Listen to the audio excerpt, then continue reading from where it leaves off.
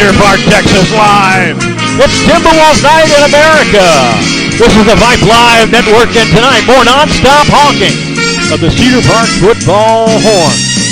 I'm the V of the T, voice of the Timberwolves, Brad Cone. It's our ninth show of the season. Ninth season of the show. 116th show overall since commencing operations way back in 2012. We are live from Santa Catarina Mexican Restaurant on Cypress Creek Road, a few hundred yards west of Old 183. We'll be here till 9 o'clock. Come on down if you can. With me once again tonight, the king of Laces Out, the former whiteout, a member of our 2010 district title team and regional finalist. Bigfoot tries to get pictures of him. When he goes to Spain, he chases the bulls. Lifetime Timberwolf Josh Willard. Oh, thank you so much, Brad. I'm trying to get dialed in as I tried to get here as quickly as I could. The girls got out as they have an opportunity to go hang out with Mimi and Papa for the week. So it's an opportunity for me to binge on Cedar Park football, get amped up for probably the biggest game for Cedar Park up until this point this season. So it's super excited. Got to be. And Mitchell Padgett is our quality assurance agent tonight, closely and diligently monitoring the broadcast from that super secret, high-tech, low-maintenance, ultra-modern, technically advanced, stealthily cloaked pinnacle of internet communications technology, the Vype Studios, making sure we don't sound like, well, 10,000 marbles dropped down a carnival slide. With us tonight, the Cedar Park defensive line, and their coach, Curry Reed, will be chatting them up starting at about the top of the hour. Now, we know the Stros are hosting Game 1 of the World Series tonight. Glad you're with us instead. Here's a suggestion, though. Since this is an audio-only presentation, there's nothing to see from us. You could get a screen up nearby with the Astros on and turn that sound down and listen to us while you watch the baseball action. How about that? And there's a decent chance that Coach Q and his wife will be here tonight, so let's keep an eye out for that. This year's Booster Club sponsors, Toyota of Cedar Park, H-E-B, Rudy's Barbecue, Mungia Real Estate, Army Ant Moving. Our touchdown sponsor, T.J. Lewis Real Estate, Alzer's Barbecue, Waffet Bank, and Santa Catarina Mexican Restaurant. Here's what's on the menu for tonight's show. Josh with the state of the program, a review of the Pflugerville game, then a look at other scores of interest, and we'll take a trip through the wonderful world of Willard, which tonight sounds like it will include a rant. Then at the top of the hour, we'll bring on the D-line, and then we'll play a fun trivia game with the guys, and in closing, a preview of our next foe, the Weiss Wolves. And now here's Josh with our State of the Program update. Well, the all-time record, I'm going to try to get it dialed in. Brad, maybe you can get me dialed on this one right here for everybody here hanging out. But the all-time record for Cedar Park, you want to dial? Yes, just making sure I'm not over-modulated, because the all-time record for Cedar Park football is now 207-74, climbing to 133 games over 500. They are now 109-32 in district games, and they are 109-46 away from home all time, and 80-32 in opponent stadiums. Dadgummit. They go on the road, and they travel well. The Timberwolves have a 9-game road district winning streak, and they lead the all-time series now with Pflugerville. Now 6 games to 4 and have won the last 4 straight. I think a lot of the teams in my era lost all of those games. I think. Yeah, pretty much. I'm telling you. Before you, actually. A little bit before me. Yeah. My team didn't lose to anybody. No. That's neither here nor there. Yeah. The Timberwolves have now won 48 of their last 50 district games, dating back to 2014. Dadgummit. Yeah, and I think you could. The way you could say your team, the 2010 team, they beat everybody they played. That's right. Because the one never lost, lost. They'd already beaten them. Yeah. All right. Quick trivia question out of the gate, Josh, as usual. You mentioned Cedar Park's won 48 of their last 50 district games. How many district losses does the program have since the 2009 season began over a dozen years ago? Your junior season to now, how many total district losses do they have?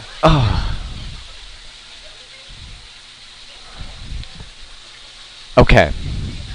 Well, you don't have to count them all. Okay. I'm going to save everybody the time, and I'm going to go with 5. 5, a nice wag of 5. 6. Ooh. Program is 72-6 in district games since the 2009 season began. 8 of those seasons were undefeated in district play. 10 of the last 12 we were the district champs, and in the other 2 we were the runners-up. And we've only been around for 20 years? Yeah. Dadgum. Pretty impressive. All right, let's take a look at that Pflugerville game. It was a weird night at the Field as the Timberwolves started out like it was going to be a large margin kind of sand pounder, but cooled off so much it ended up actually being close, a 37-32 final. Josh Pell had one of the hottest starts for any Cedar Park quarterback ever, going 5 for his first 5 for 117 yards and 3 touchdowns.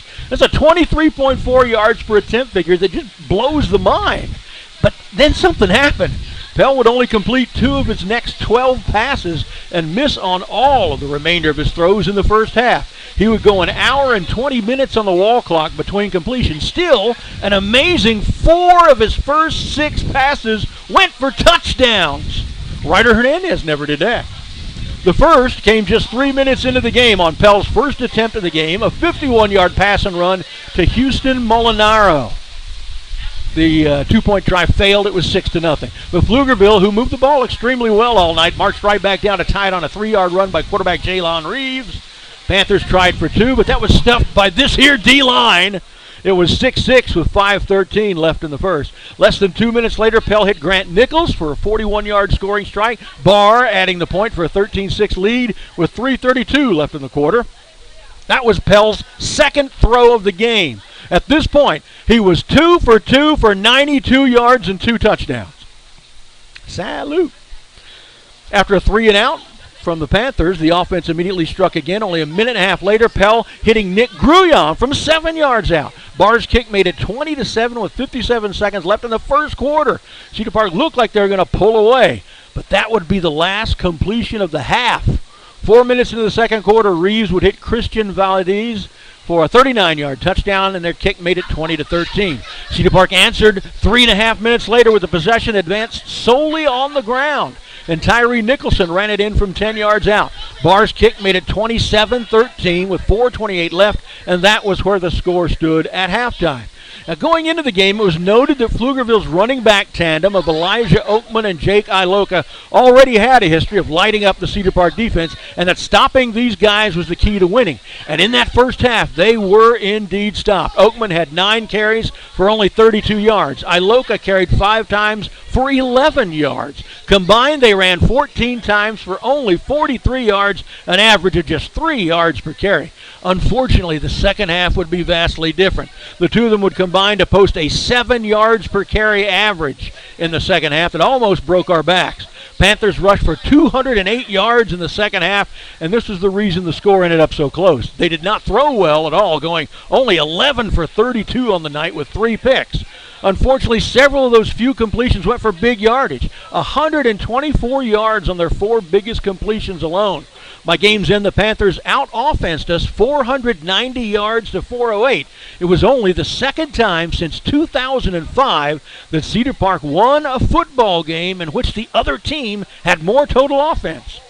Iloka would open the second half scoring with a 35-yard run. The kick was blocked, but the score was narrowed to 27-19 just 3 minutes into the third quarter. But 21 seconds later, Pell would connect on his first pass since late in the first quarter, hitting Gruyon from 34 yards out for the score. Barr's kick made it 34-19 with 8:20 left in the third. This was the first time in Cedar Park football history that a Cedar Park quarterback threw touchdown passes on his first throws of both halves. A couple of possession exchanges later, a nice Cedar Park drive would stall near the goal line, and Barr would knock through a 20-yard field goal to make the score 37-19 and set the margin at 18 points. Seemed comfortable at the moment, seemed like we were pulling away again. But instantly on the next Panther possession, Jalon Reeves exploded up the left sideline for a 74-yard touchdown sprint. On his other 10 runs this night, his average was just 2.9 per carry, but he had 74 on that one. They went for 2, but the pass was incomplete. With 3:14 left in the third, it was 37-25. Into the fourth quarter we went. It wouldn't be pretty. Cedar Park would only gain 35 yards of offense in the fourth quarter. Pflugerville 115. With 3 minutes left in the game, a long Peeville march ended up in another touchdown. Matt Tryon running it in from 10 yards out. They kicked the point, and it was a precarious 5-point margin at 37-32. Cedar Park couldn't move, and Pflugerville jammed it right back down into the red zone again. They had a first down at the 15, and a touchdown would win the game. But here the Black Rain rose up. Aided by a penalty and a bad snap, the Timberwolves threw the Panthers backwards all the way to the 38. On the next play, Nick Gruyon came up with a pick to ice the game. A couple of knees later, and this one was in the books. One of the factors in the late game dynamics was that Pflugerville was reduced to running only. Although their passing game wasn't very efficient most of the night anyway, it was non-existent from the middle of the third quarter, during which time they went 1 for 7 with 3 interceptions by the Black Rain. The picks came from Gruyon, Jake McAnally, and Dylan Rogers. Pflugerville, after starting 3-0, they're the last team in the district still undefeated at that point. They dropped to 4-4 overall, 1-4 in district. Cedar Park goes to 5-3 overall, 4-1 in district play, having now won 3 straight and 4 of their last 5. The district title is Cedar Park's with wins in the last 2 games. I mean, it was a bloody battle for sure at the field, and it was interesting to see how the Timberwolves came on the road and battled in that game to come back. I mean, they kept it so close for so long, but the Timberwolves, the defense came on whenever we needed them to, and then the offense put together some really good drives that took away a lot of good clock away from the Pflugerville Panther offense that was able to establish a good run game. And that was what was so surprising about this Pflugerville offense. They put together a lot of good drives at the very beginning to put some pressure on Cedar Park to finish drives and finish in the end zone, and that's what the Cedar Park offense did, is they were able to finish drives, go ahead and finish with 6, but the end of the game it got a little close. I mean, and that's where Cedar Park was able to hold on, come together, and pull out this victory and still control their own destiny. Well, the 3 picks were required. You know, we were having trouble keeping from gaining yardage, but, you know, we just got to keep taking the ball from them. I think 3 of their last 4 possessions, 3 of their last 5 possessions ended in interceptions, including their last one. So the defense really came through when they needed to. All right, here are the official game stats. First downs even, 22-22. Rushing, Cedar Park 37 for 172, a 4.65 average. That's not bad. Pflugerville, though, although we stuffed them running in the first half, second half they ran all over us. 45 for 280. Ended up with a 6.22 yard per carry average when it was 2 point something in the first half. Through the air, Cedar Park just 11 for 25, but for 4 touchdowns. 236 yards, 9.44 yards per attempt. Pflugerville, as we said, that quarterback Reeves, not a very accurate thrower, and they threw so often out of a weird formation for throwing with 2 running backs next to him. That's just not a throwing formation. And it shows in their stats, 11 for 32, 3 picks, a lot of yards, 210, 6.56 yards per attempt. So the final total offense, 490, 408 in favor of Pflugerville. And we look at the score by quarters, 20-6 in an explosive first quarter in favor of Cedar Park, and that's really where we want it. 7-7 tie in the second. They beat us 12-10 in the third and 7-0 in the fourth. Rushing stats for us, Adams started out great. We missed him at the end of the game, though. He went out 14 for 55, a 3.9 average. Tyree Nicholson spelled him a little bit, 3 for 34, an 11.3 average, included a 10-yard touchdown run. Gavin Mundell had the bulk of the running, 16 carries, almost got his first 100-yard game, 92 yards, a 5.8 average.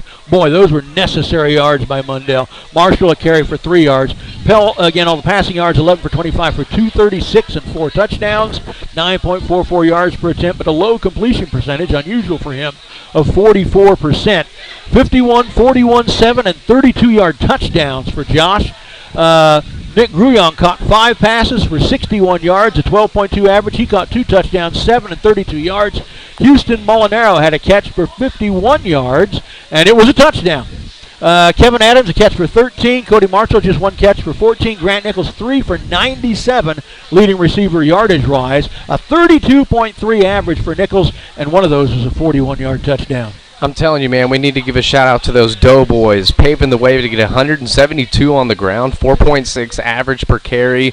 I mean, we had some key ball carriers go out of the game early, and then Gavin Mundell able to pick up that baton and just carry it with no hesitation at all. And so it was so good to see that we have that three-headed monster in Kevin Adams, Tyree Nicholson, as well as Gavin Mundell, and just coming alive here late in the season. And then, again, Josh Pell starting out as hot as he did. Dadgummit. Get in front of that freight train whenever this offense is moving, and Josh Pell has that ability to get back into the pocket and analyze. He is an accurate thrower, and that's what was so refreshing, was to see the Doughboys giving him so much time in the pocket, as well as paving the way for them to get it established on the ground game. And Nick Gruyon, if you don't have him on your fantasy team, that's incredible. You got to pick him up right now because he's guaranteed 2 touchdowns every game, at least over 60 yards and 5 touches. I'll take that. I mean, in a PPR league, that's going to win you a game right there. And so Nick Gruyon, another outstanding performance. Houston Molinaro, that 51-yard touchdown, so refreshing to see that we have another weapon that is getting comfortable with Josh Pell and getting that chemistry right. And you saw that they took a lot of shots to Houston Molinaro down the sidelines. So offensively, it was a great game, and then defensively, we always rely on the Black Rain, and for us to have that stability and for us to have that foundation, that bend but not break defense,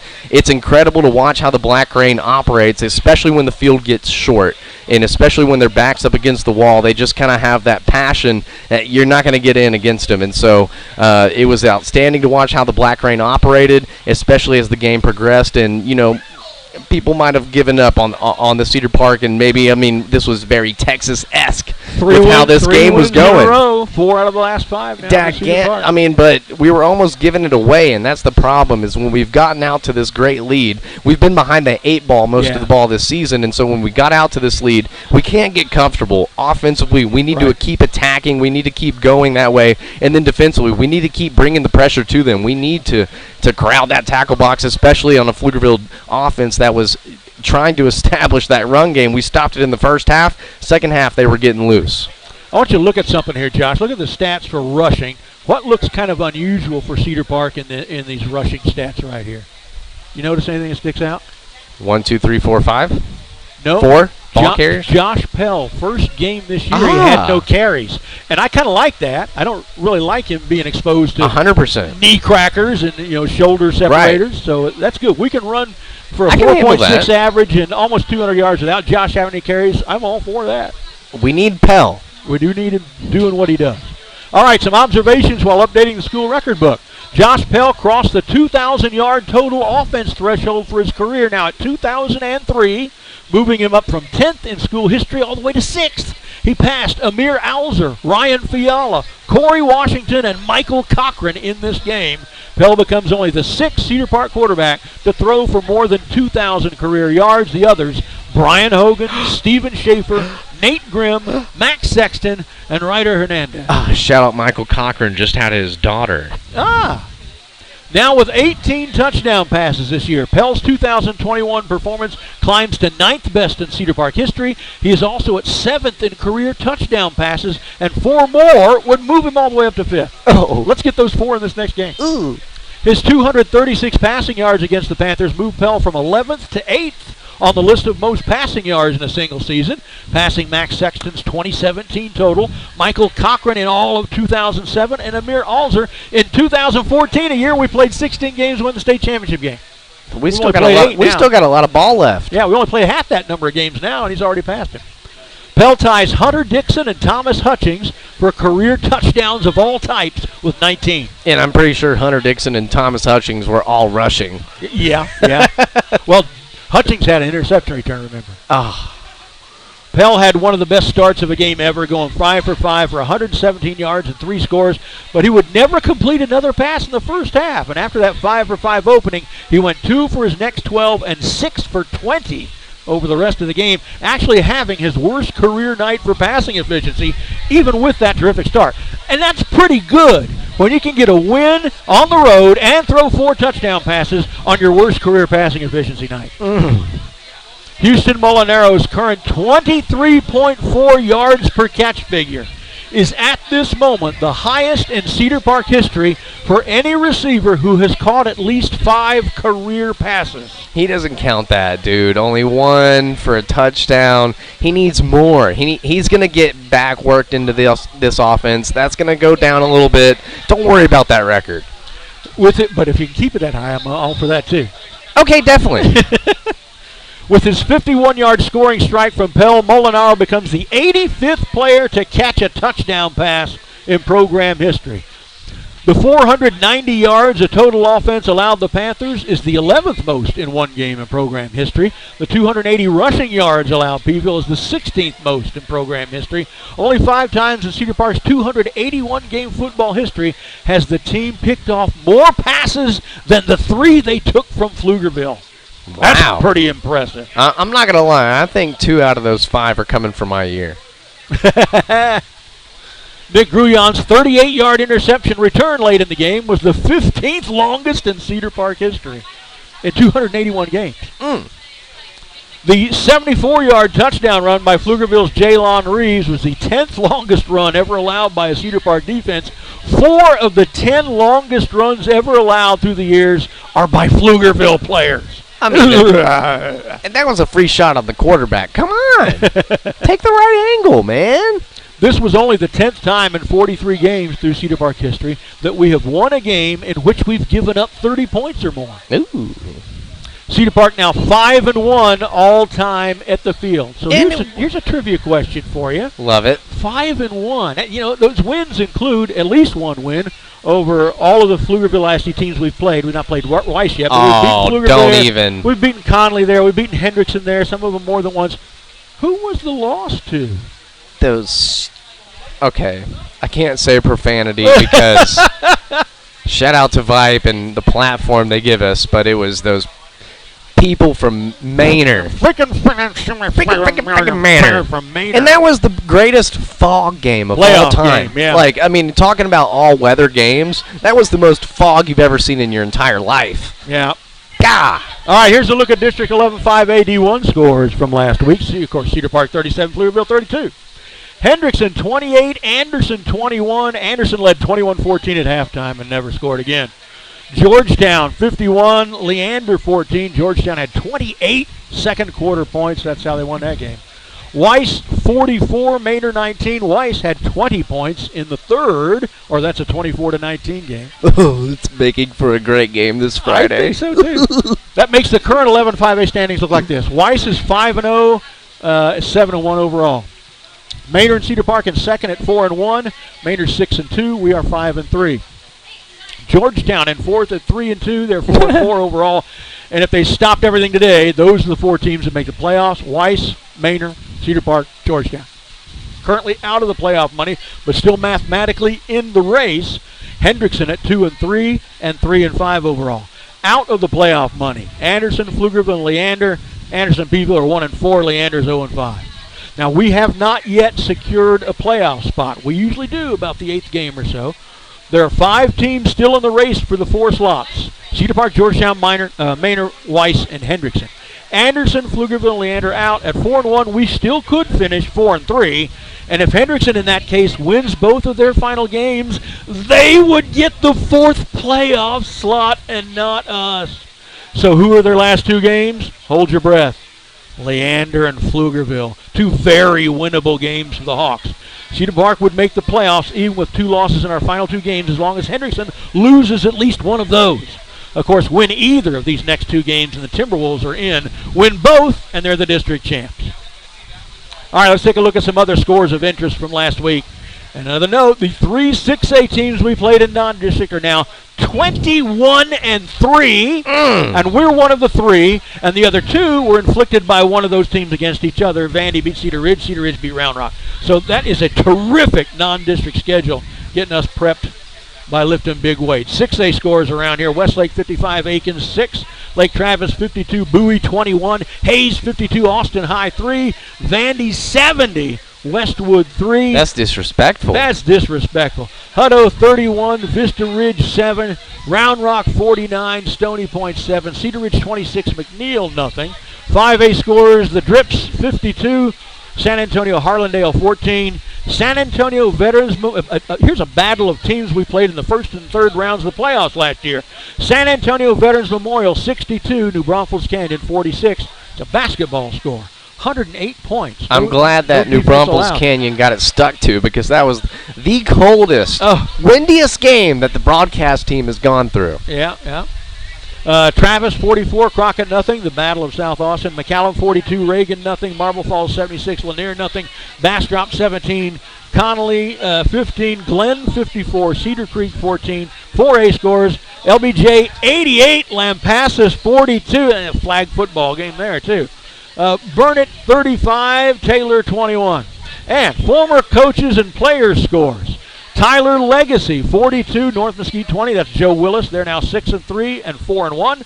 Lovejoy 38, Frisco 14. Chris Ross is 8-0 and 6-0.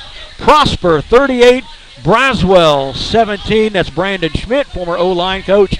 They're 5-3 and 3-1. Barbers Hill 66, Nederland 28. That's Carl Absek's new team. They're 4-4 and 3-1. Rouse 38, Eastview 21. Josh Mann's team 7-1 and 5-0. Mount Vernon 41. Winsboro, we should call that Lostboro. Yeah! 21. Brad Willard, boy, that name sounds familiar. His team is 8-0 and 5-0. These guys are cumulatively, Josh, 38 and 11. 26 and 3 in district. 3 of them are undefeated in district, including your brother. I'm telling you, it's all about that Belichick tree. The Belichick tree. We need to maybe look at this Chris Ross tree and see what this cumulative record compares to what they're doing, because I'm telling you, no kidding, there is something going on with this coaching tree, and everybody has success because they're implementing good community impact and everybody buying into the same system. So it's exciting to see everybody that's gone on from Cedar Park to have continued success. And dadgummit, I'm so happy for Coach Mann at Rouse. Yeah, and 6 names here. One of them was Chris Ross. The other 5 were all assistant coaches of his here at Cedar Park. And a 6th is our current head coach, Michael Quintero. His team's not doing too bad. Yeah, that's right. All right. Now it's off to see the Willard, the wonderful Willard of Oz. Here we go on another fascinating voyage through the wonderful world of Willard.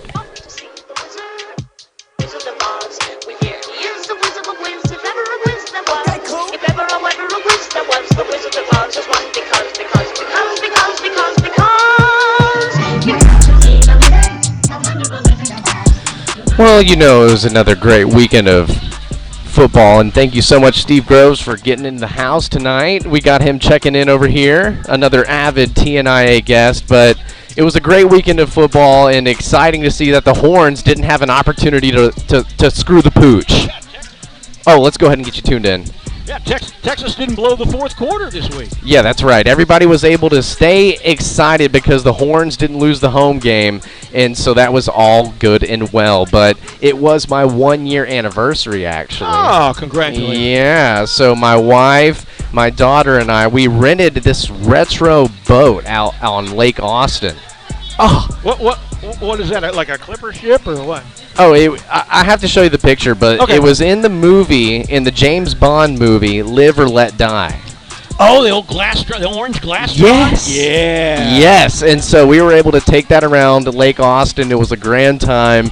Cooked a great steak dinner for the fam and had a lot of good times. But I was so saddened by my Carolina Panthers.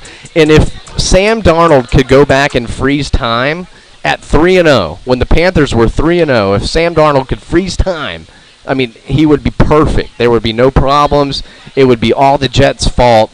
But Sam Darnold got benched and actually got replaced by P.J. Walker from the XFL, who was with Matt Rule from Temple, and we lost to the Giants as a three-point favorite at home. It's not looking good for my Carolina Panthers. Golly. Not at all. Not at all. Yeah, I saw something where Darnold, in those first 3 games where they were winning, but remember we talked about this at the time, it was all over teams that were winless.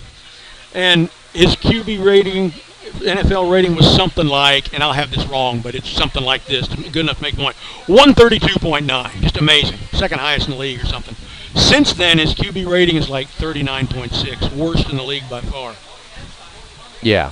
Darnold's the problem. He's definitely been the problem, and his passer rating has decreased as the weeks have gone on, so it's bad. It's not looking good for us. We need Christian McCaffrey back bad. We just need to go ahead and press the reset button and go ahead and into next season. Yeah. However, for my stupid is as stupid does, the NBA season is back, and the New York Knicks won their home opener. And did you hear the fans at home? No. Oh. What did they do? Oh, this is great. All right, let's hear it. Fresh out the garden, baby. We're taking it all the way. We had De Blasio. We had Cuomo. It was rough shit.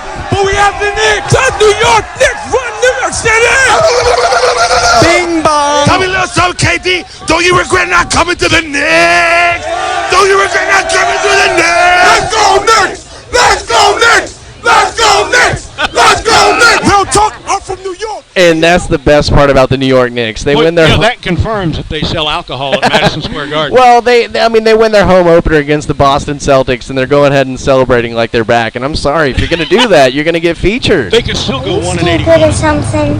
I'm as stupid as stupid does. Run, Forrest, run. Yeah, they could still go 1-81.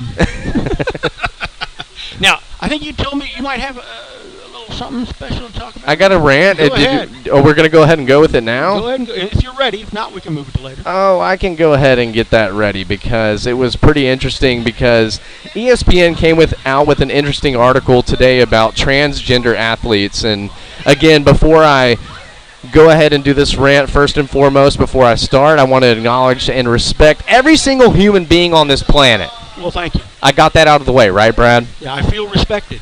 Everybody's respected. Now I want to get into this ridiculous ESPN article that was published today regarding Governor Abbott's signage of Law HB 25. It allows student athletes to participate only in the interscholastic sports that correspond with the sex listed on their official birth certificate, which is defined as the document issued at or near at the time of the birth. Where's the outrage? I don't know. Where's the protest? This law should have been passed. Well, because the majority of us agree, Brad, and love who you want to love, but the way that my mama raised me is to understand and to pick on somebody your own size. Being a new father that struck a chord that only my country music star could only strum. That would be the ZWB. Zach Willard Band could strum that one. And forgive me as I get on my high horse boasting about my daughter's accomplishments as a 2-year-old. I'm not joking when I say I have her audition tape ready for American Ninja Warrior Toddler Edition. Hey, that's a good idea. Yeah, we have a trampoline in the backyard, and my daughter is all over the place, joyfully playing and building up her athletic skills daily. I can't tell you the amount of dissatisfaction I would feel if my sweet Coda, KB, Poopy Pants, Cookie, Monster, Coda Bear would line up on the blocks or any other sport for that matter and gotten got by someone who was genetically different from them from birth. I feel that there needs to be a new category of athletes that identifies as transgenders, animals, stars, hell, you name it. Something that separates those that can compete on a level playing field regardless of your feelings. I think it's very hypocritical that a lot of the people who are pushing this idea are the same ones who championed Title IX and did all they could to further women's athletics all through the years. This absolutely disrespects every woman athlete allowing this to happen. I'm sorry. Now that I'm having a daughter, like I see how gifted my daughter is, and to see that she would put in all this time and effort and to get to some point and to have someone that was genetically born a man competing with my daughter, I would naturally be upset because I am her parent. And so it is hard to make that separation, to be accepting and, to be as PC as you can. But at some point there has to be a line drawn for morality. And for me, that's drawn especially in sports. I don't want my daughter to have to compete with a guy. That's just me, plain and simple. Yep, I agree. All right. We're going to take a short break, and when we return, our guest, the D-Line. Stick around. You're listening to Timberwolf Night in America live from Santa Catarina right here on the Vype Live Network. Experience the difference at Toyota of Cedar Park, one of the Austin area's newest automobile dealerships. Their new vehicle department will always stock the newest Toyota models you need. The pre-owned vehicles they choose must each pass a rigorous inspection and be in tip-top shape before they make it to their lot or website for you to see. And if you're looking for budget-friendly Toyota certified used vehicles, they've got you covered, and you can rest easy knowing that the best new cars make the best used cars. That's Toyota of Cedar Park at toyotaofcedarpark.com. Hey high schoolers, are you interested in a career in sports media? Vype can help. Launched in 2017, our Vype U Ambassador Program is a one-of-a-kind educational scholarship program that offers high school students a chance to gain hands-on experience in the sports media field. VypeU also gives students a platform to build their portfolio of creative work under the guidance of Vype's seasoned professionals. From covering games to publishing photos, writing articles, and conducting on-camera interviews, each VypeU ambassador receives an immersive experience geared toward their interests while promoting their own school and preparing them for their future. Email info@vypemedia.com to find out more about VypeU today. A premier real estate brokerage in Central Texas, Mungia Real Estate's innovative buy-sell process results in their listings selling faster than the Austin average. Their attention to clients sets Mungia apart from other brokerages with creative marketing strategies, savvy negotiation skills, and a commitment to hard work and excellent customer service. Whether it's residential, single-family, multifamily, condos, commercial, or vacant land, Mungia Real Estate knows the Austin market and connects buyers with sellers every day. And they do it with professionalism. Mungia Real Estate at 512-922-4267 or mungiarealestate.com. That's MUNGIA.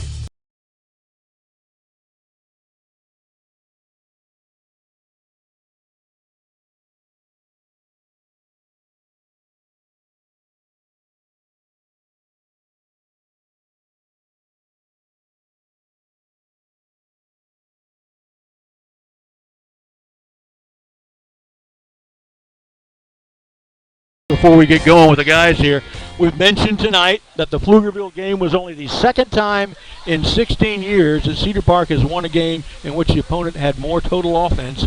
When was that other time? We won a game, the other team had more total offense. Ooh. The only other won time a game in and they had 16 more years. total offense? Yeah. I mean, do I have to go back more than 10 years? No, it's a game you worked with me. Ah. Yeah. Ooh. Playoff game, regular season. Give me that. Okay, I'll give you that. Regular season. Ooh. That didn't ring a bell.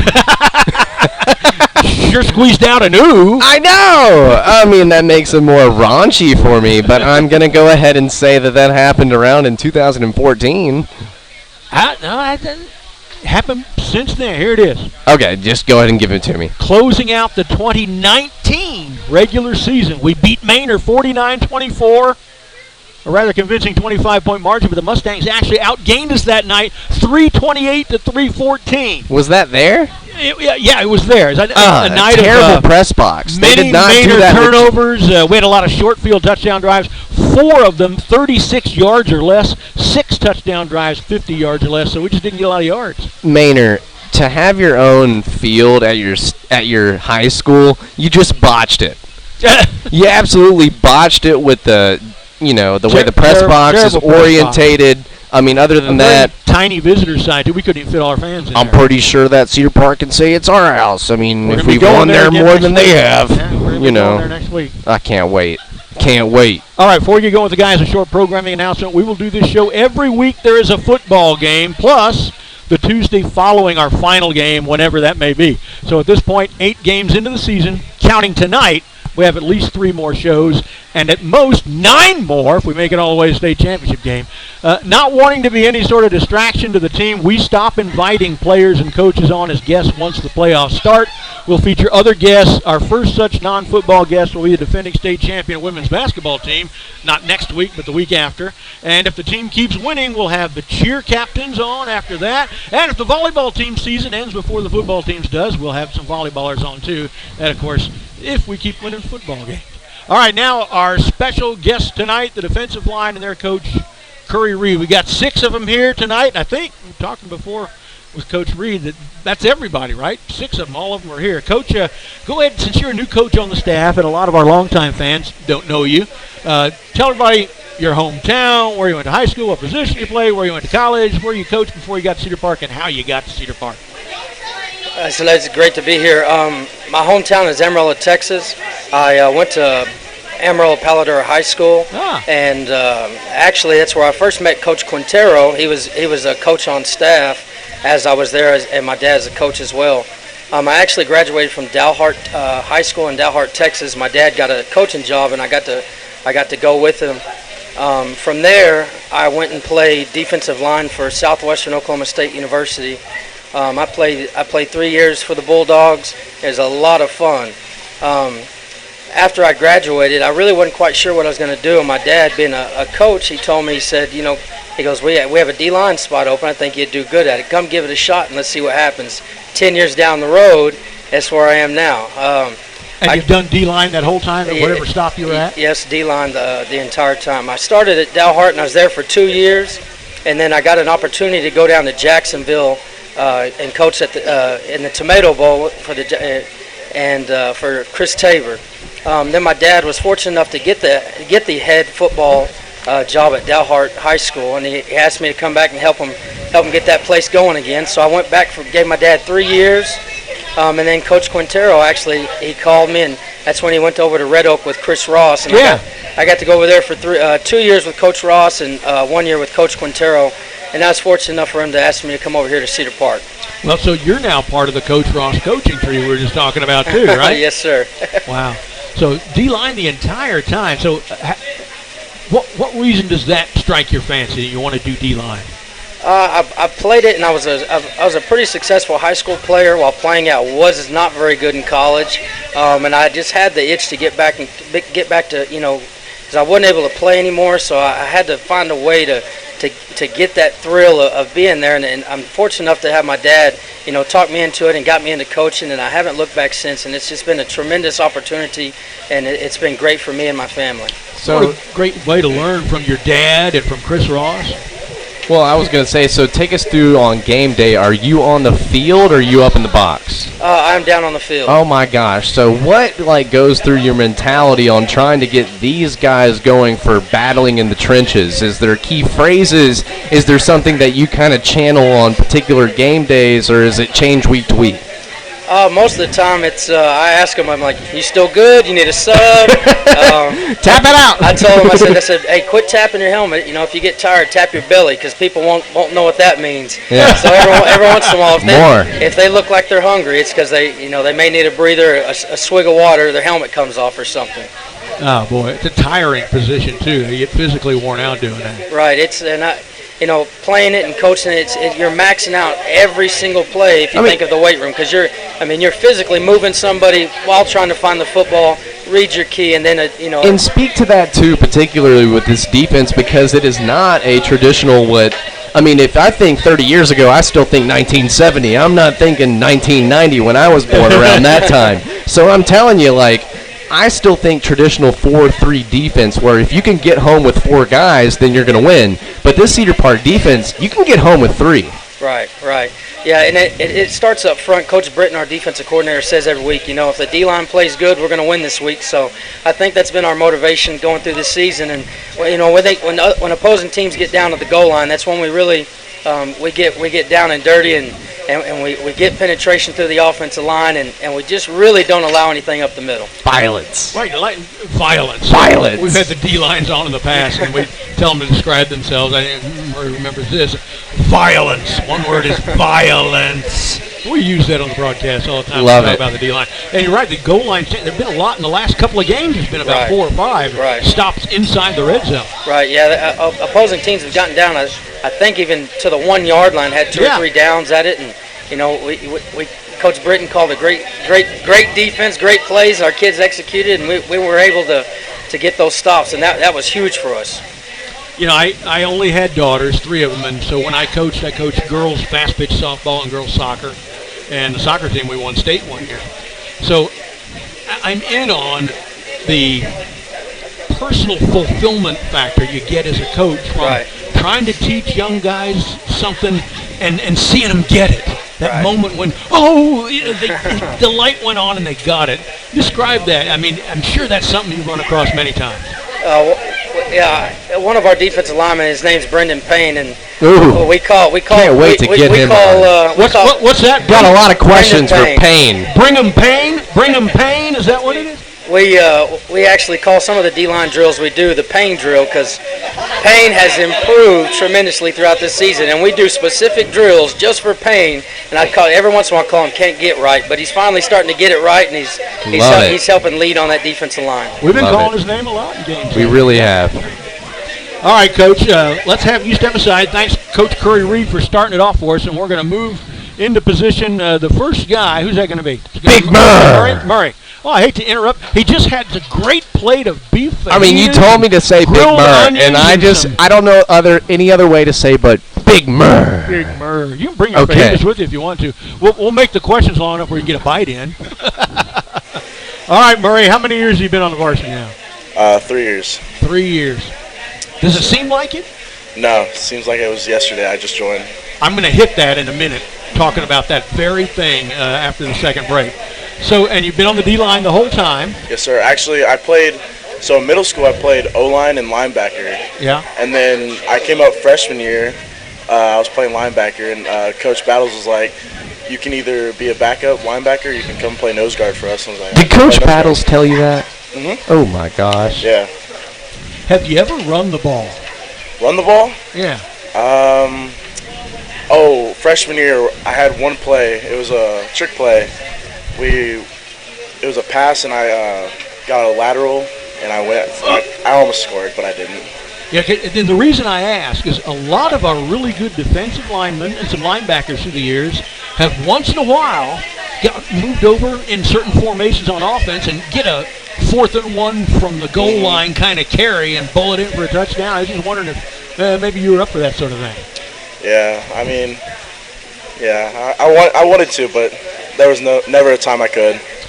Describe for us what goes through your head the instant that you consummate a sack.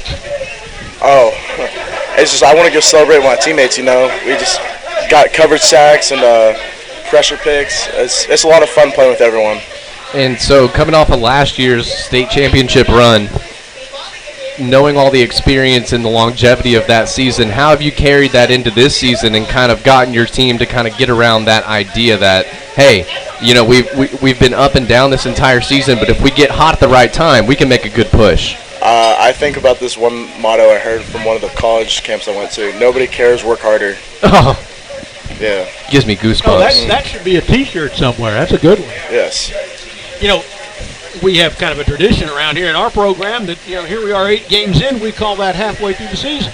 It's crazy. It doesn't seem like it. Most schools will do that at 5 games, right? Mm-hmm. Well, we've gone to 16 games many times, and so 8 in is halfway through the season.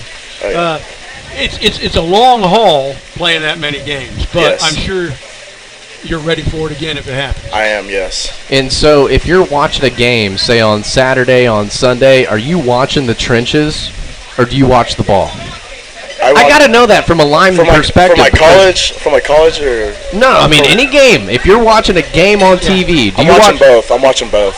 How do you do that, dude? So I'll be watching, and then I can see out the corner of my eye if he's about to throw it or not. Peripherals. I got good peripheral, Yeah. All right, Murray. One last thing before we have you move it on. You can choose whoever's coming next. Mm-hmm. Who's the best dancer? Ooh, best dance? They don't really dance. I've seen them dance. Oh, come on, Murray. I see them pick up a lineman and twirl this way. I would say it's me, but I have to say Brendan. Ooh. Bring him back. Actually, no. I've seen Tam. He dances every now and then. All right. I see him. All right. Mm-hmm. They're best dancer. Yeah. All right, Murray. Thanks a lot. Hand the mic to somebody you want to choose, and we'll move on.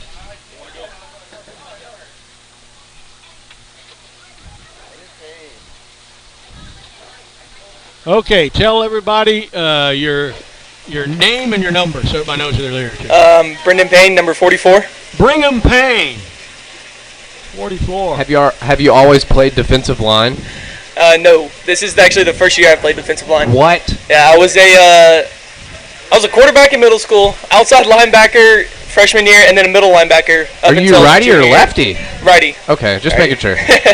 One of our best linebackers ever on a 2012 state championship team was Payne. Are you related to that guy? I don't know. Probably not, to be honest. So probably not. Yeah, probably not. I think you would know. Yeah. We called him Maximum Payne, by the way. Okay. So, you're a junior, I think you said, right? No, I'm a senior. You're a senior. What plans have you got for after Cedar Park football's done and high school's done? I'm going to try to go to A&M and study in computer science. Oh, good field. I was an IT professional for 38 years and retired about 5 years ago. Make you a good life. Mm-hmm. It's a logical life, right?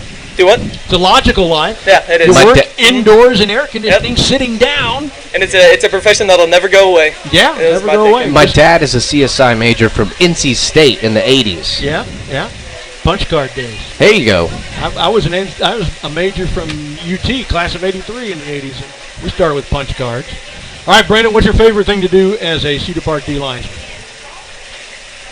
I don't know. Hit the guy in front of me.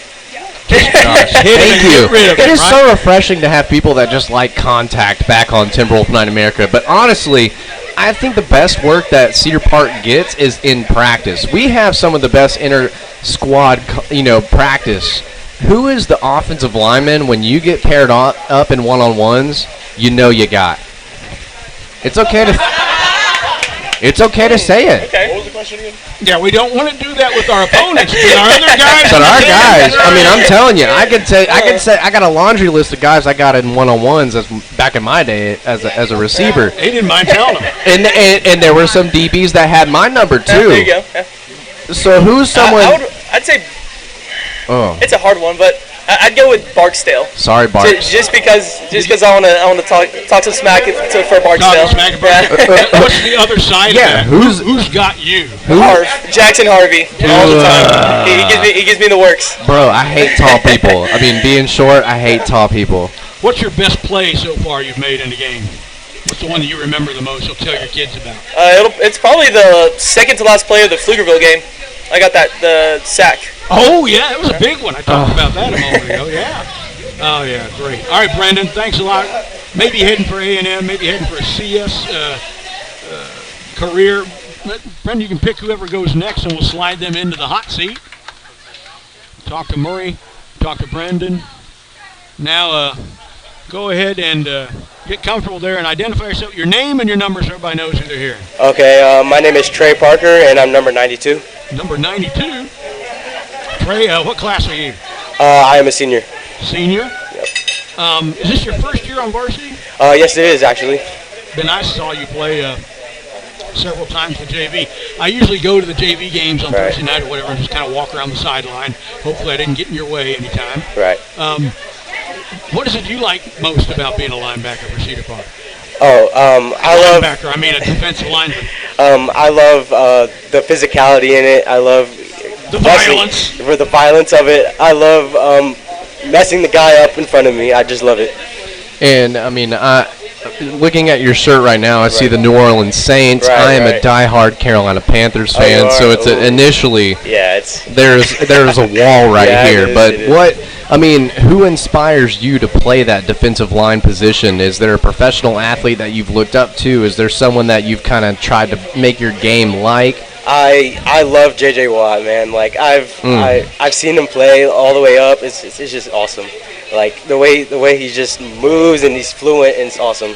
I love it. He dominates the line of scrimmage and definitely disrupts and causes havoc. And that's what I love about this defensive line from Cedar Park for like 2 straight decades. We cause havoc at the defensive line. Do we have any wrestlers on the D-line this year? Anybody's in the wrestling program? Yeah, there is. There's a few. Who's in the wrestling program? There was Cameron Armstrong. He was a D lineman or wrestler. I did play wrestling freshman year. Yeah. And it seems like a natural fit. You're a D lineman that you probably can wrestle. We've had some state finalists or winners even over the years. They came from that D-line. So the reason I asked that question. So, Trey, what plans you got for after high school's done? I'm thinking about going to UT and study engineering. There you go. That's a good one. That is a good one. You make a good living. Yes. And as you heard, class of '83 from Texas, so hook 'em to you. And I know it's hard watching the horns these days. So it is. Yeah. Just watch the first 3 quarters and you go, yeah. Right. All right, thanks a lot, Trey Parker. Yeah, no problem. If you can pick the next person, hand them the mic. They'll come over here, and take us. We move through the defensive line. Dr. Murray Robinson, Brendan Payne, Trey Parker. Now, if you'll identify yourself into the mic with your name and your number on your jersey. Hi, my name is Connor Lewis, number 54. Connor Lewis, number 54. So, Connor, what position are you, inside or outside? I'm an outside guy. I like the edge a lot better than the inside. Don't got the size to play inside too much, even if there's double teams like Murray. So. Now, as a defensive end, do you're licensed to play left or right? I mean, you just go wherever? What have they seen you? You got to know both. If a guy goes down, you got to play right, got to play left.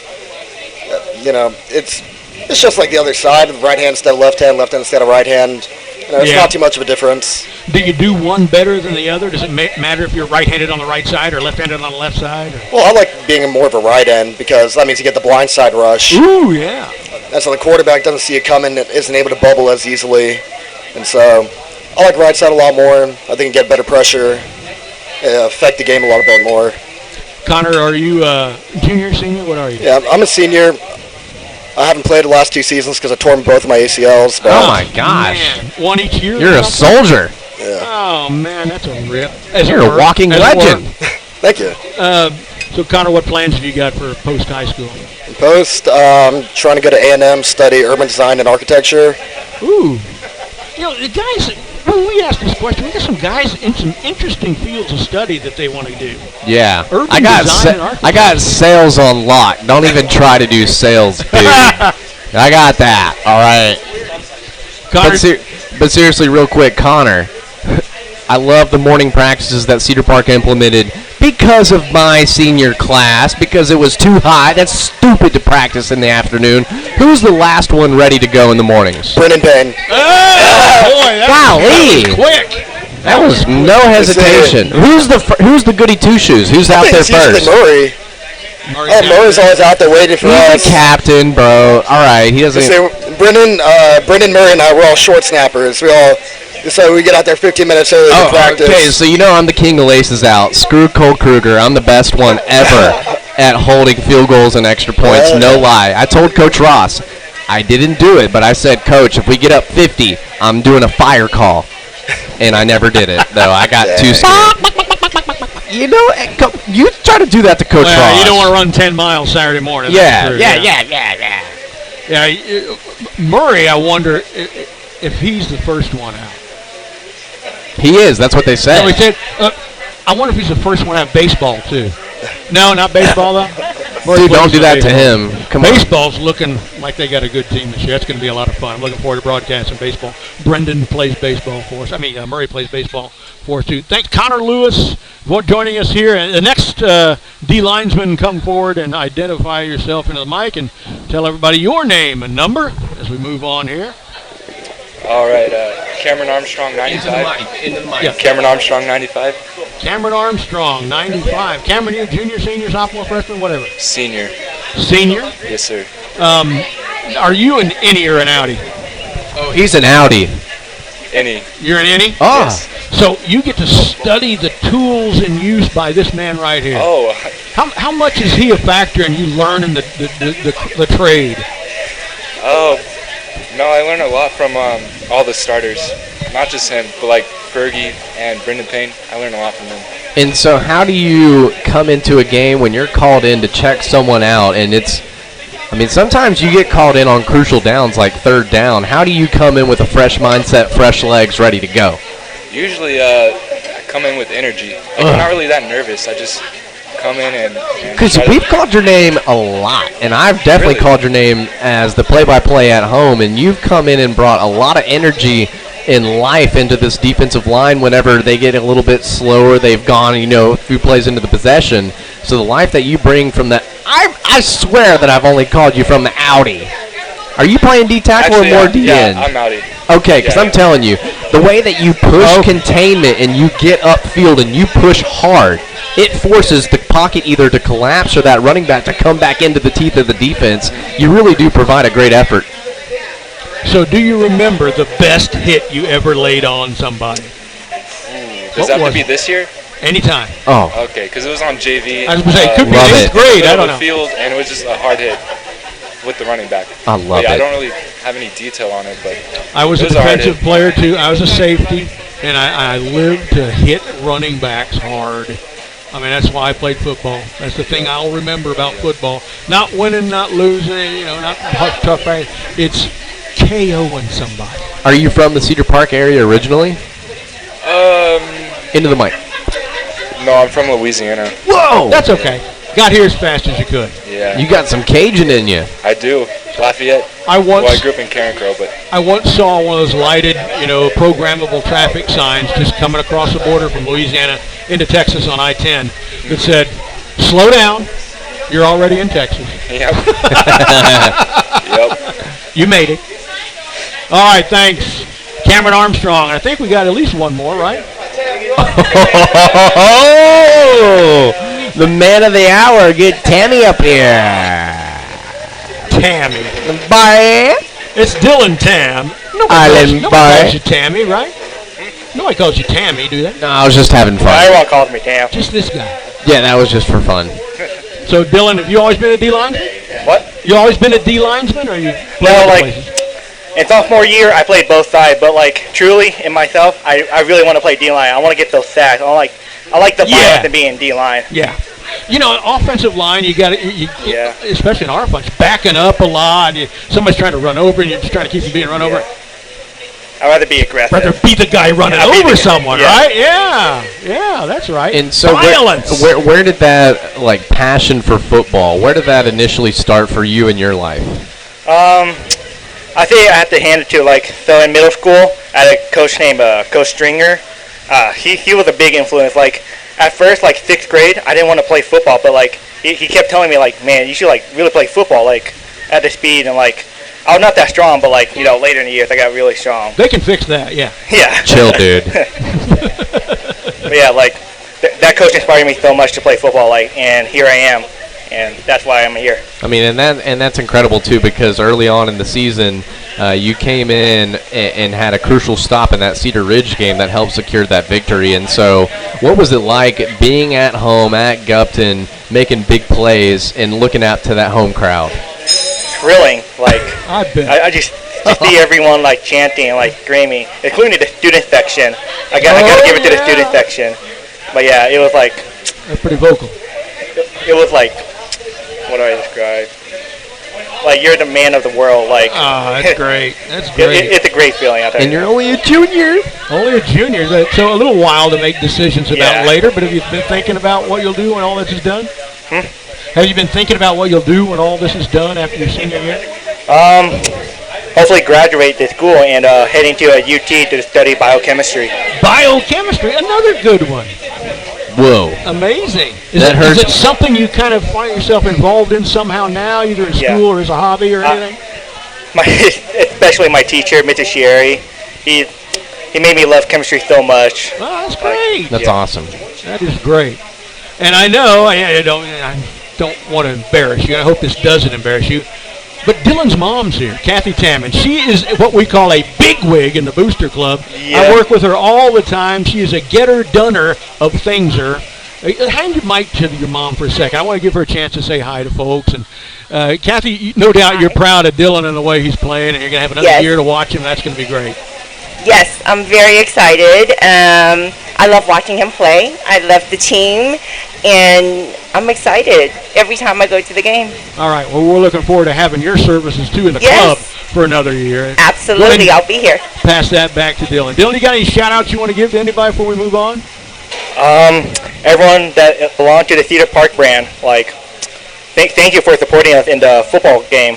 Mostly. You know, and that's deep, too, when you say that, because that's like this guy. That's everybody who's ever been part of the program for 23 years. Yeah, my 10-year reunion was a couple games ago, and so a lot of my friends still tune into our broadcast, listen in, always tuning into the games. So that's the thing is, I mean, y'all are Cedar Park guys, and so if y'all ever need anything, I'm going to get a little teary-eyed. You can just always reach out to me. I'm always here for you guys. But seriously, like, I mean, that's part of being in the Cedar Park community. I'm that old head that never left, and I'm still broadcasting y'all's games. So I'm a resource for you guys, and that's that Timberwolf community. So we're really proud of y'all, and my gosh, y'all control your own destiny at this point in the season, which is awesome.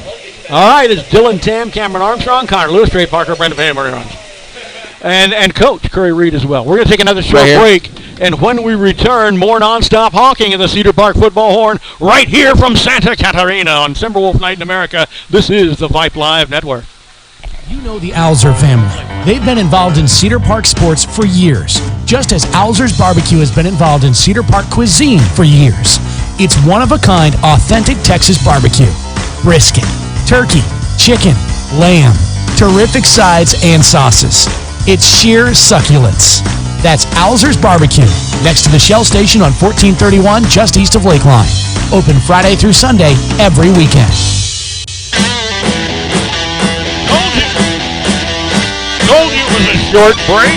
Welcome back, episode 9, Timberwolf Night America for 2021 live from Santa Catarina. I'm Brad Cohn. He's Josh Willard. Mitchell Padgett, our QA tonight here on the Vype Network, bringing you all the stuff from right here in the heart of the 613. We've been talking with our guests, the Cedar Park defensive line, and their coach, Curry Reed. All right, this time of each show, I do a little bit of a rant. My rant this week isn't really a rant. I want to take a few minutes here to talk about senior night and the seniors, many of whom are right here, and their families as well.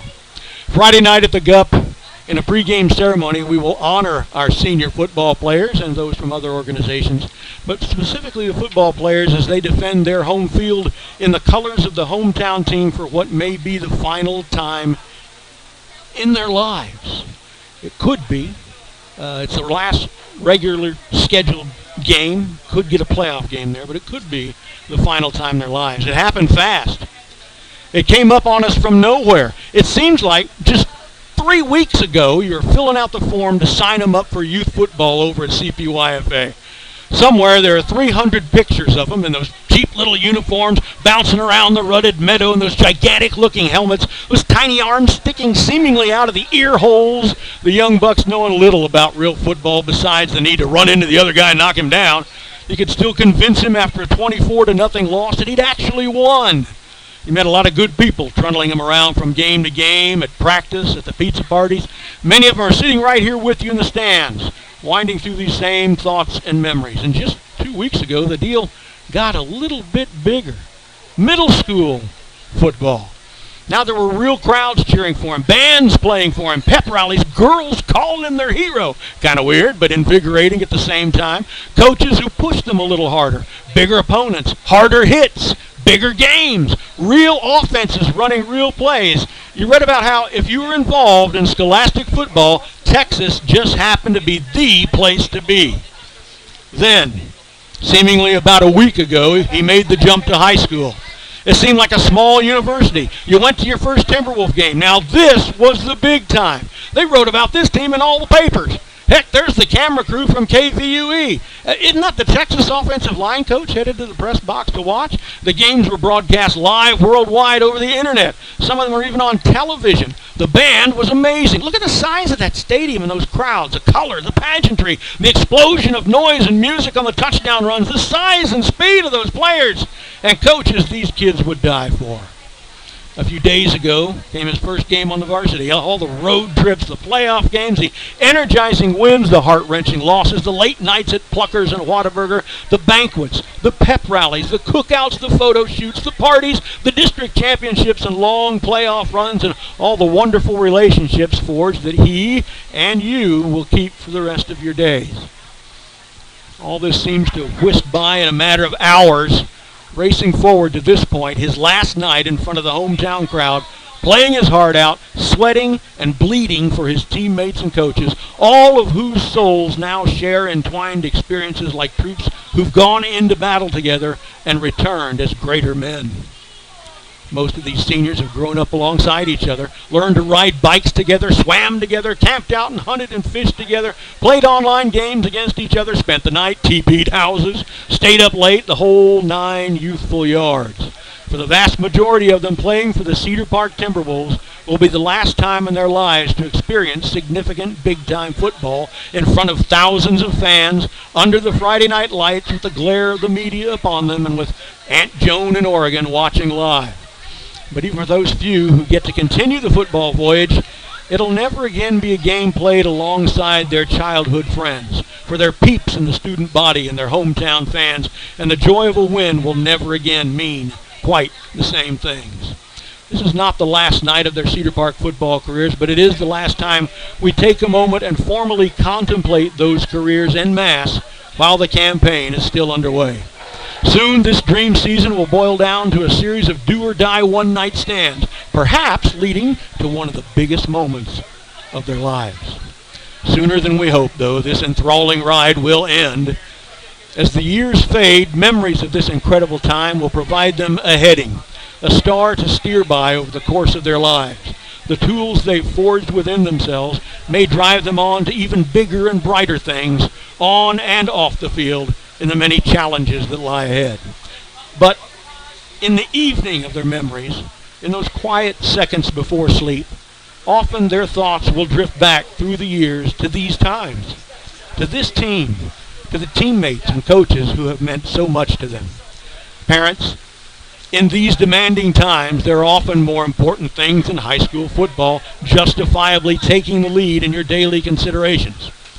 But on your busy trip to the top, while you're struggling to acquire the good things in life, take time out to realize that these are the good things. Goosebumps, Brad. Goosebumps. End of rant. I mean, but I'm telling you, though, I mean, me and my group, we just had our 10-year high school anniversary, and our high school team, we saw a lot of great teams come through Cedar Park. We saw that quarterfinals team that went and played at Waco High against Jaworski Lane and Des Bryant and fall just short. And, I mean, we were inspired seeing how much fight that Cedar Park team had. And so for us to continue that and for my team to go all the way to the quarterfinals and then for the teams after us to go win state championship after state championship, it was just reaffirming that what we were doing, you know, the kind of culture that we were trying to establish was right. Yep. This is the right place. These are the right people. And it's fun when everybody collectively buys into that same dream and goal. And, I mean, you just see the success that has continued through the Cedar Park community because of that commitment to excellence. And, I mean, it's crazy to think that, like, when I was playing high school football, these guys weren't even in – were they even in diapers? Yeah, they were out of diapers. Oh, they were out of diapers. They weren't going to the public schools yet. Yeah. They weren't in school yet. Yeah, I'm not good at math, guys. You're old. I don't You're do like me. math. I just sell stuff. But at the same time, it's just exciting that these guys are finally getting that Cedar Park feel, and these are the feelings and that you'll carry with you forever. I mean, you're going to go on and do great things, especially Big Mer. Grandpa, did you play high school football? Yeah, I played for the Cedar Park Timberwolf. Yeah, can see it coming. I mean, it's a big thing to be from this area. One more trivia question for you, Josh. The Love latest victory ensured that we won't have a losing season in district play at 4-1 with 2 games to go. When was the last time we did have a losing district record? God, that was gonna be that has to be. It's definitely gonna be. It ought to be 0-2. Well, that was a losing record. It wasn't our last one though.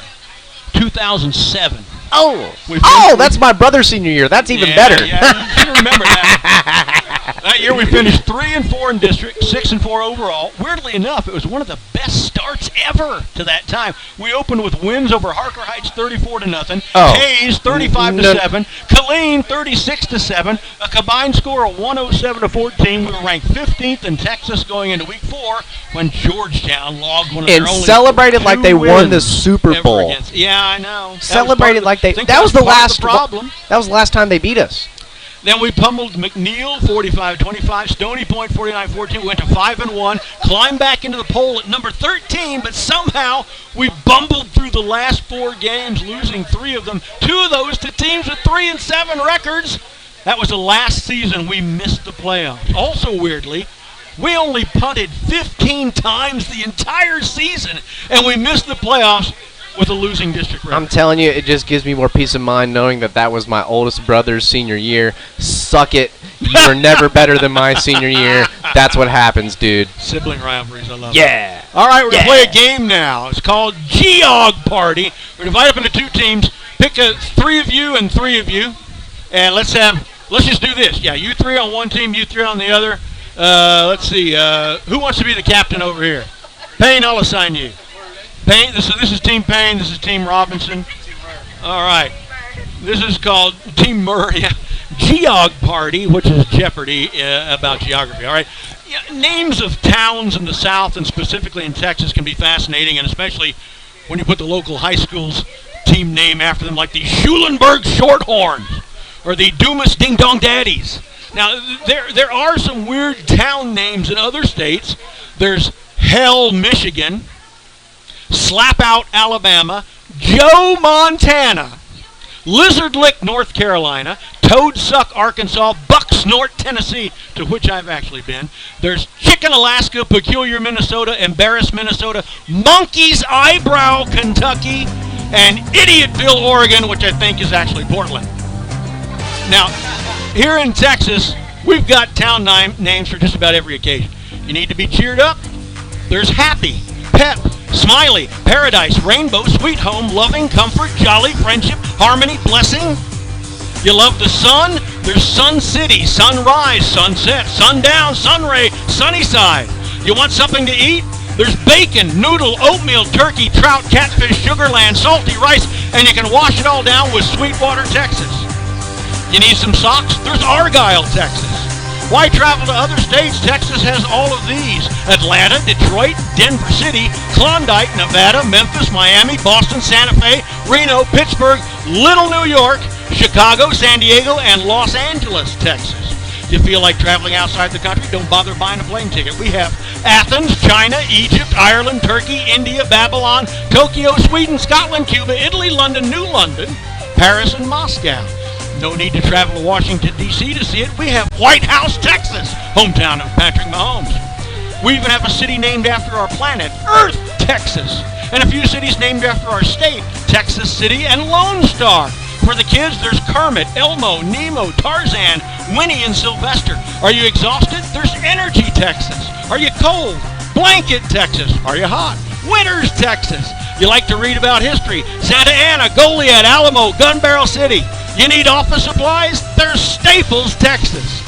Men are from Mars. Women are from Venus, Texas. Other city names in Texas to make you smile: Frog Knot, Bigfoot, Hog Eye, Cactus, Best, Very Best, Kickapoo, Nickel, Dime Box, Old Dime Box, Telephone, Telegraph, and Twitty. And last but certainly not least, the anti-Al Gore city, Kilgore, Texas, 75662. So, our game is this. How did the following Texas towns, I will list for you, get their names? What is the reason for these names? We're going to give about 10 seconds to talk among yourselves, maybe 15, and come up with the reason. And then somebody will have the mic. And maybe we might need to rip that out a little bit longer, Josh. It doesn't come out very far. And whatever you say there will be the reason we compare to the official listed reason. So we'll start out with maybe a couple of easy ones to give you all some easier points and get the feel of the game. We'll go with Team Murr first. And it's Austin. How did Austin, Texas get its name?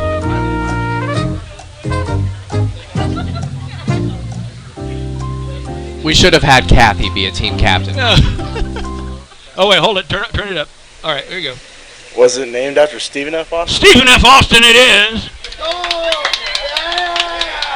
Yeah, there you go. Just like that. That's all there is to it. That's all there is to Team it. Murr scores a run in the top of the first. Okay, hand the mic over to Payne. Now, hopefully he'll reach that far now. Let's see it, Brainiac Brendan. All right, Brendan Payne's the team captain for this team, and your Texas town name is Houston. How did he get his name? It was named after Sam Houston. Sam Houston it is. See, so it's not impossible to score in this one, but I did do the easy ones first. All right. We'll get a little bit harder now, maybe not too much. How about Fort Worth for Team Murr? How did Fort Worth get its name? Not much harder.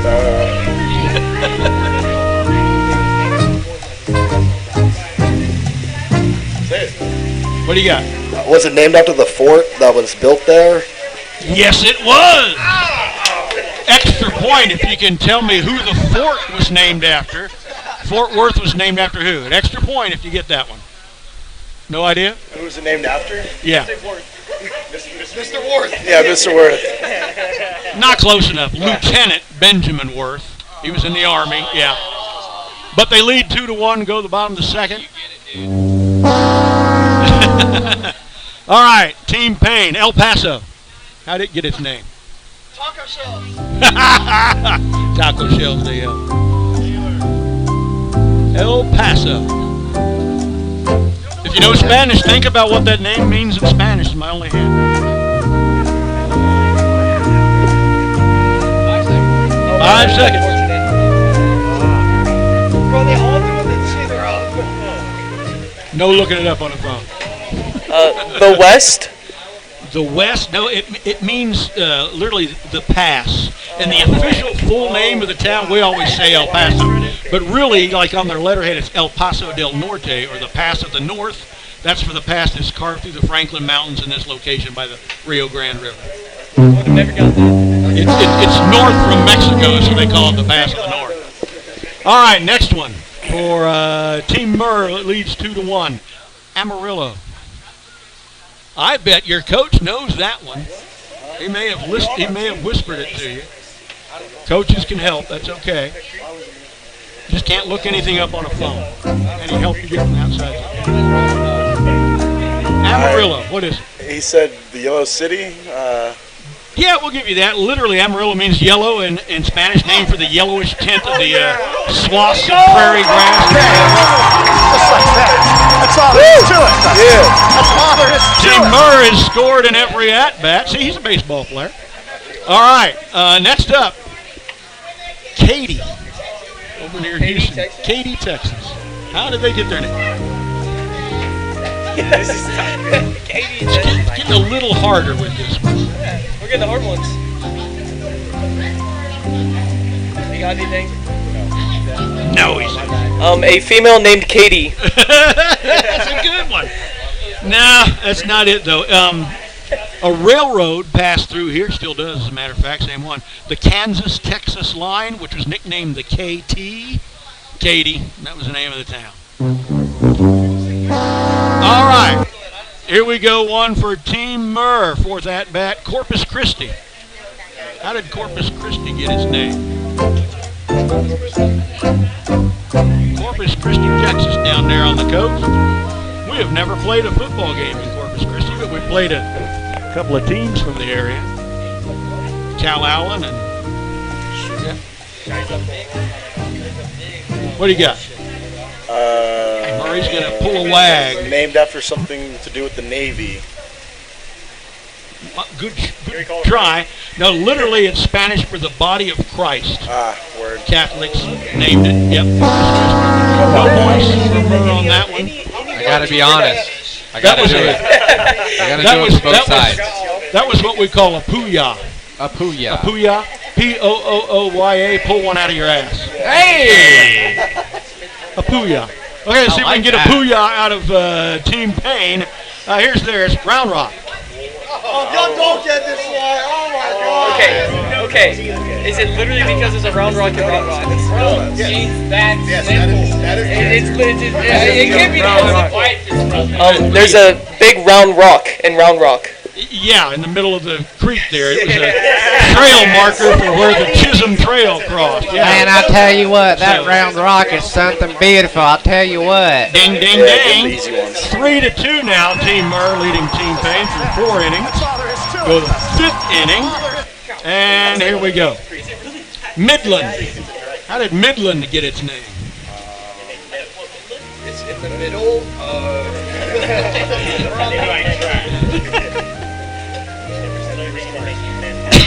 Midland, Texas, out there near Odessa. It's on the middle of I-10. I don't know. It's in the middle of I-10. Yeah, sure. It's on the. It's towards the middle of Texas. Boy, that's a close answer. It's not really the middle of Texas, though.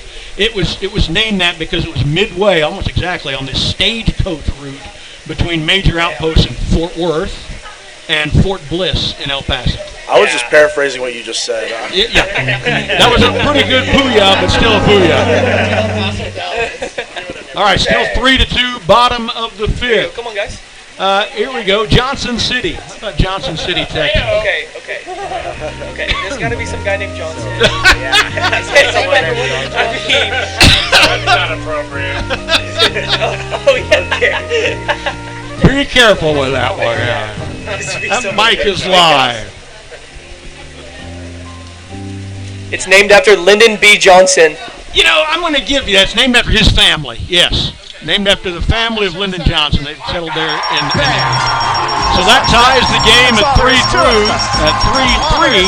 through 5. That's easy for you to say. Okay, we're going to really wrap up how tough they are now. Bastrop.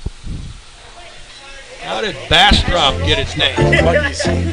Bastrop, I don't know if you know this from the Texas history class that would have covered it. It is the third oldest city in Texas after Nacogdoches and San Antonio.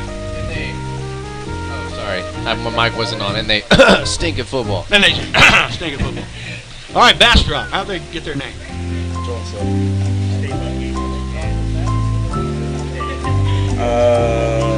It's known because of Buc-ee's. Bastroppies. Buckstroppies.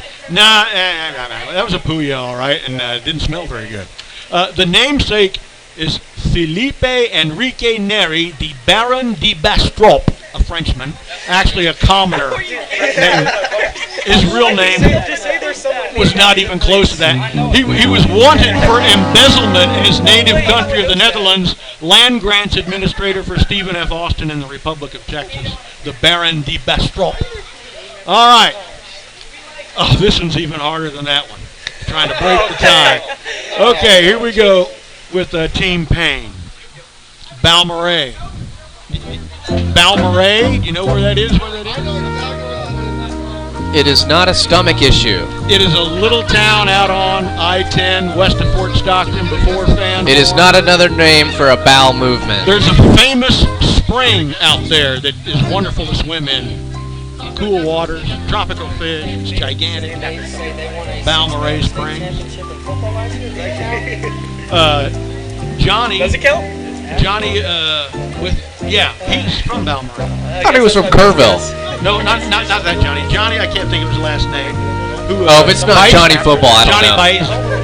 Okay, Johnny Baeza. A proud member of Vype Media. Never mind, shout out. Yeah, that's very small, 6-man football. They're named after the 6-man team that won state in football last year. Named after the team. Very creative. Very creative. Not really. It's spelled Balmorhea, Balmorhea. It looks like Balmorhea, which sounds like some sort of lower tract disorder, if you're really, I can't come over tonight. I got me a case of Balmorhea. But anyway, it's named in honor of the town founders, Balcom, Morrow, and Rhea, taking 3 letters from each name. I told you that was hard. I was going to give you 2 points if you got that one. All right. Here's one. We got one more inning. Here's one. Tomball. Tomball near Houston. Ooh, we beat them in baseball. Beat them in a playoff series. Oh, that was a good one. Yeah, that was good. They are really sad fans, too, when they lose. Yeah, it's really awesome. We hit 3 home runs in the first inning in the clinching game. Sean Lutz had the best throw from outfield to home plate you've ever seen in your entire life. How's Tomball? Why is it named Tomball? I can't say. Any idea? Here comes a Booyah. Booyah! I love that, Brad. That's one I'm going to take home. There was a guy named Tom and a guy named Ball, and they came up with Wow! That is so close. We'll confer with the judges to see if we give you the point. No way! So not 2. a guy named Tom Ball. I think we're going to give it to you. It's a guy whose first name was Tom and his last name was Ball. Just like that. That's all there is to it. That's all there is to it. Hey, y'all need all the help y'all can get, though. The successful Booyah. Okay, last chance. Here we go. All right, here we go. Okay, I'm going to find a good one that you can maybe get, and it's not too hard. You got Tom Ball. Okay, all right. That's what she said. Okay. Michael Scott. Here's the only one that looks like it might be guessable. Dime Box, over there near Aggieland, a town called Dime Box. Dime Box. All right, guys. He said it's guessable. That means... It's Booyah. Dime Box? What is it called? Dime Box, Texas. Dime? Okay, Dime Box. Yeah, I think Nickelback ought to play in Dime Box. Just as long as it's a duo. Yeah. Love it. As long as it's a duo. All right, what do you got? We're going to go with someone named Dime Box. That's the same Pooyah Murray just pulled out. I had no idea what you were talking about. Okay. Outside a general store, customers would leave a dime in a wooden box to pay for transportation and postage to nearby gettings. So that's why. So can't give you the point. So the game ends in a 4-3 win by Team Murray over Team Payne. Nice job. Won it with a Pooyah. Just like that. That's all there is to it, Dustin. All right. Thanks, guys. And we go to the last section of the show now before we get out here. A couple minutes late tonight. That's no big deal. A preview of Weiss. As usual, we're going to cede a lot of this to the coach here before I give a little background. And there's not much in the historical sense. These two schools have never played each other in football. They should have played last year at the Field on Monday night, November 30th, a game that was canceled by COVID, even after it was rescheduled by COVID.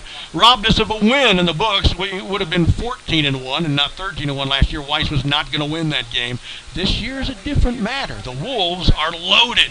They are 7-1 overall, 5-0 in 11-5A play. Their location extremely close to and south of Hendrickson is the largest reason Hendrickson is not still a powerhouse. Weiss took a lot of their talent base when it opened 3 years ago. Their quarterback, Dior Bradfield, just 5'9 and 170.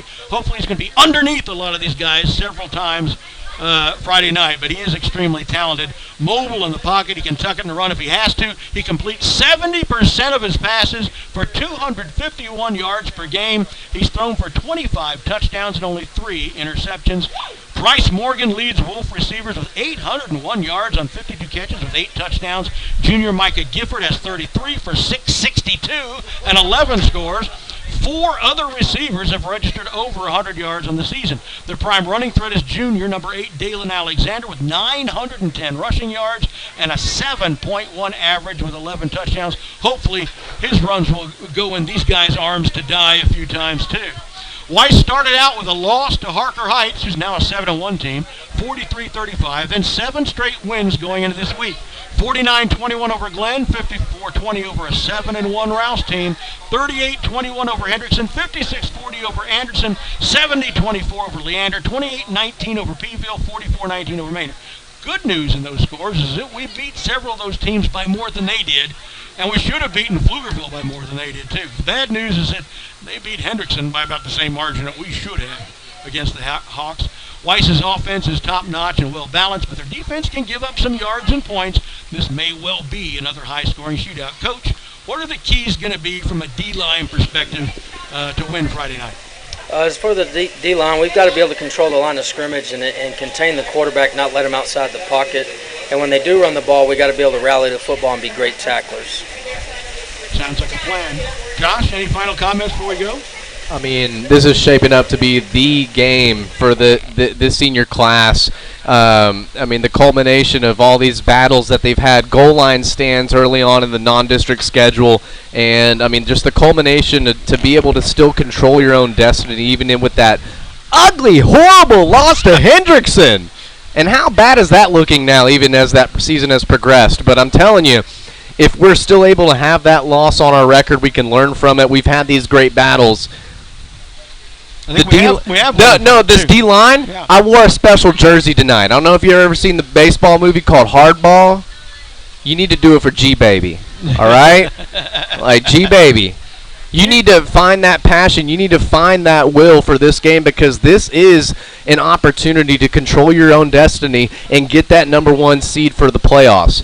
You guys are going to be a matchup nightmare in the playoffs. So don't underestimate the season that you've had up and down, because know that you're past and where you've been. You're from a tradition of champions. And you were on that team last year. Most of y'all were still on this team last year. So just know that you guys can control your own destiny, and it starts at the line of scrimmage. It starts with that D-line. Take it to them. Control your own. Take it to them. Don't let the offense come to you. Take it to them. I'm so pumped for you guys. You have an opportunity. Let's go and take it. All right. I'm looking forward to that Friday night at the Gup.